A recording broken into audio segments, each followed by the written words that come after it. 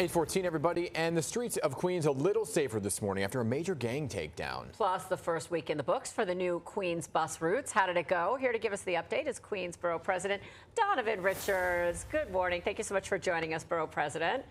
Good morning. Thank you for having me. Good to see you. You know, let's talk about the win. A dozen gang members in jail this morning after terrorizing Queens. Talk about how this makes people actually safer, and then we were talking in the break also about the perception of feeling safer. Yeah, let me just say that, obviously the streets of Queens are much safer after the arrest yesterday.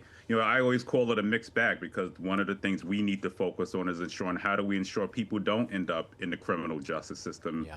And it's one of the reasons I had a great meeting last night on the build out of a new community center, $140 million community center. So the bottom line is how do we keep young people from being caught up in the criminal system, getting their hands on guns. I often remind people there are no gun manufacturers in New York City or in Queens County. How are these guns getting in here in the first place? But once again, Queens South is much safer because of the work of the NYPD and the district attorney. I don't mean to keep going back to the race for mayor in every interview I do, but I want to go there for 1 second, only because this raised some opinions yesterday about Zohran Mamdani, someone you've endorsed, right, who they say want to get rid of the unit that would go after gangs.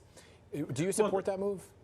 Well, the bottom line, I used to be the public safety chairman of the city council, and listen, it's a mixed bag, right? Because there are some individuals who really do bring hell and havoc to our communities. But at the end of the day, there are also some individuals, thousands of individuals in this database who are not gang affiliated. So as somebody who did a lot of work on this in the council and had my eyes on it, I've been brought in by the NYPD. Yeah. There certainly needs to be some reforms made. And there are other ways to make sure we're continuing to track these gang members. But should the unit exist?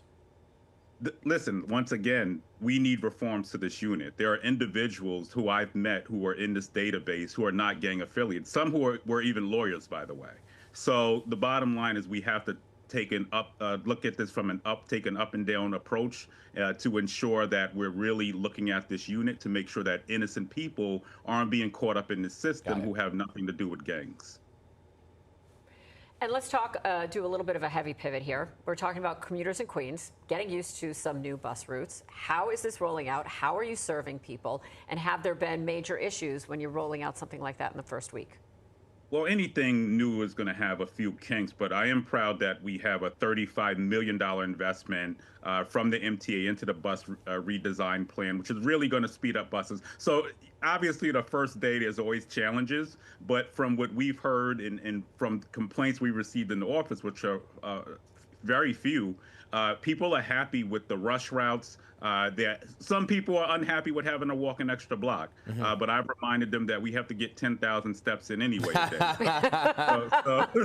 so this is a great thing, and I've once again heard nothing but positive outside of the beginning, the very early days of the bus redesign. I love that tough love approach. We did a story the other day that it's actually 7,000 steps.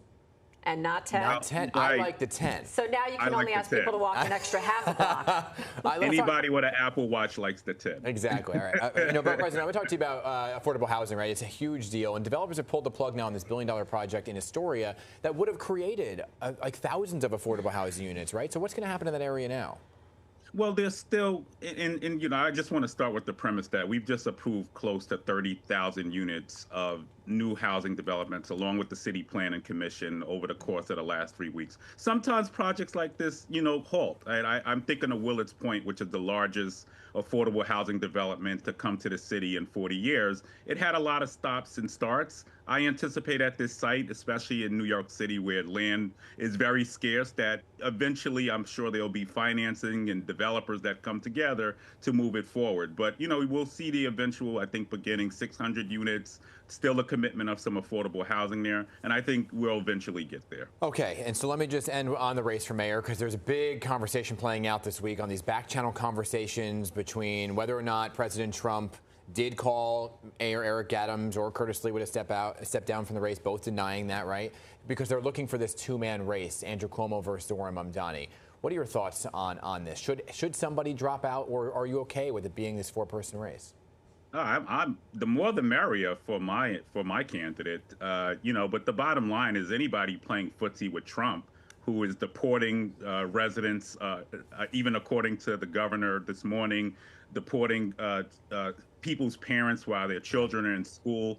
You know, anybody playing footsie with him should not be in this race. And I anticipate that the more that Trump weighs in, the better the chances for what will be Mayor Mamdani. All right, we covered a lot of topics in a short amount of time. We could have had you on longer. I haven't played footsie in a long time. I was going to say, that is, to weave that into a political convo, that was a good one. That's we a appreciate throwback. you. And you know what? You get an ask back for that one, BP Richards.